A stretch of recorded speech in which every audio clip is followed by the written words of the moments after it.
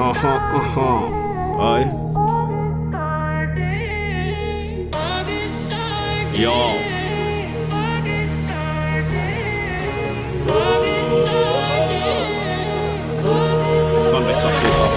Efa noalika andrano baro mahatsiarova tena zapahitanana faloza-porofo mitoaka amin'ny tena mora tokolo no miteny nefa kosa aloha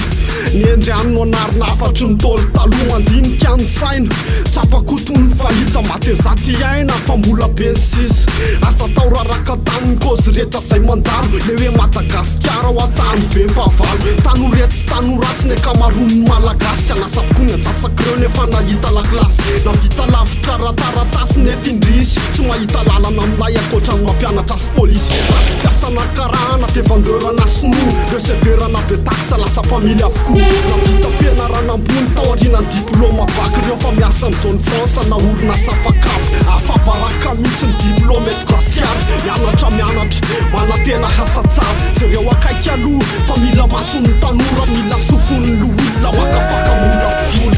Niasa vita sy tazano fampitsarany niady mafy anao kanefa kely karam io aizany afaranty Gasikara lay tanora mbana teneny indrisy tsy tamanina tsy taniny tsony zay lalana le tafita zay vao rendrika nefa izy efa lebe rombe folo taona ny lasa afaka ny baka miasa be ny lomo safidy ny taranja mety atafo hoe gestion salaity rano mora hitadiavana azy mampalahelo ny tanora mijaly velona fa hasy miainy arina hoe ahoany fa mandeha tiny fotoana manahirana ny miaina mitady vola sarotra foana firifiry ny tanora te ho tafa be dia manambady vazaha rotana hantotra be mananteny arifa hoe ho tafa ray mirafotsy ayazo boboka sady tsy nona tsy boky mampalahelo ny toejavatra ozy raha psychopasy fa ny fiainany madawa mbola lavitry ny ainy andafy kalohanina azy manahirany etoralahy dia mihinana ny atsy alohany ny akamaronosy boskary tsy tazay ale tsy tazay atao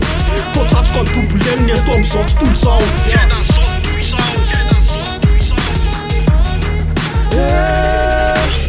Niasa vita sy tazano fampitsarany niady mafy anao kanefa kely karam io aizany afaranty Gasikara lay tanora mbana teneny indrisy tsy tamanina tsy taniny tsony zay lalana le tafita zay vao rendrika nefa izy efa lebe